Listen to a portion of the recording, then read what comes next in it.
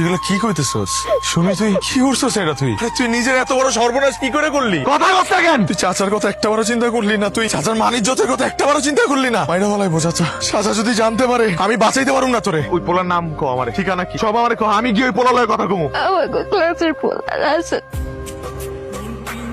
এই দিনের পর থেকে 3 মাস তার আর কোনো ফোন নাই।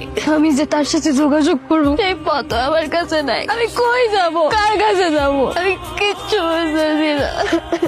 কয়েকবার মরতেও গেছিলাম কিন্তু সাহস করতে পারি নাই। তোমার লগে আমার কিছু কথা আছে। আমগো সুমি কথা বিশ্বাস করে এখানে সুমির কোনো দোষ নাই। আমার মনে হয় চেয়ারম্যানের পোলাই সবকিছু করছে। ওরে আমি টুকরা টুকরা করে ফেলাবো, টুকরা টুকরা করে ফেলাবো আমি। তা পাগল হয়ে গেছো চাচা।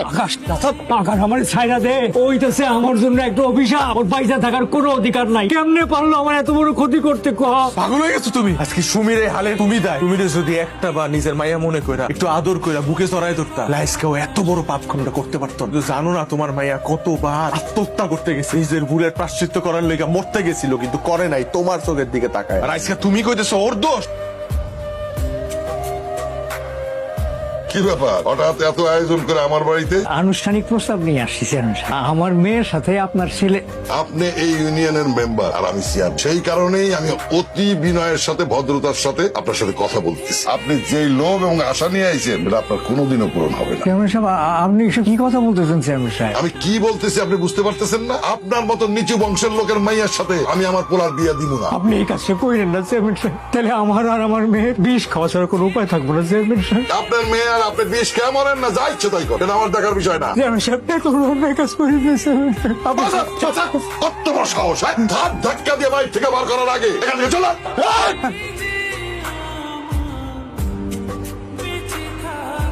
আমি তোর কাছে একটা জিনিস চাবো, বাস আমার দিবি বাস। আমার পুরো জীবনটাই তো তোমার নামে। কি চাও কও, আমি আমার কলিজারা সিরা দিয়ে দিব তোমার। তুই আমার মায়ের বিয়ে করবো স্যার। আমি তো সাথীরে ভালোবাসি স্যার, তুমি তো জানো সাথীরে বিয়ে করতে চাই। তুমি এটি জানার পরও আমার এই আমি জানি, আমি সব জানি, তারপরে বাজান আমি স্বার্থপরের মতো তোর কাছে এটা চাইতেছি। আমার মান সম্মান এখন তোর উপরে বাজান। আমার যদি তুই ফিরে দিস খালি হাতে, তাহলে আমার আর সুমির বিষ খাওয়া ছাড়া কোনো উপায় থাকবে না বাজান। আমার মায়ের বিয়ে করে তুই আমার মান সম্মানটা রক্ষা কর বাজান। আমি দূরে বাজান, তুই আমার মান সম্মানটা রক্ষা কর।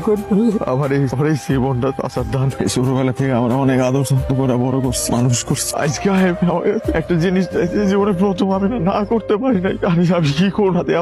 আমার তুমি আমি কি করবো?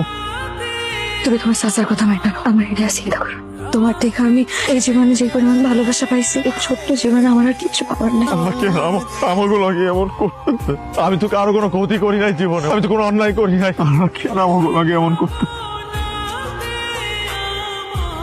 আমার জীবনের সব সুন্দর মুহূর্তগুলো আমি তোমার দিয়ে চাইতেছি। তোমার জীবনের সব সুন্দর মুহূর্তগুলো আমার কাছে রাখা দিতেছি। এই মুহূর্তগুলোর কথা চিন্তা করে আমি বাকি জীবন পার করে দিতে পারবো হাসতে হাসতে, খুশি খুশি। ঠিক আছে, তুমি তোমার শাস্ত্রের কথা মাইনা নাও আর একজন ভালো স্বামীর দায়িত্ব পালন করবা, ঠিক আছে? আল্লাহ জোরা কবুতর দুজনে এক হইতে দিল না। আমি আদর করতে আমার মাফ করে দাও, আমার কিছু করার নাই, আমার মাফ করে দিও।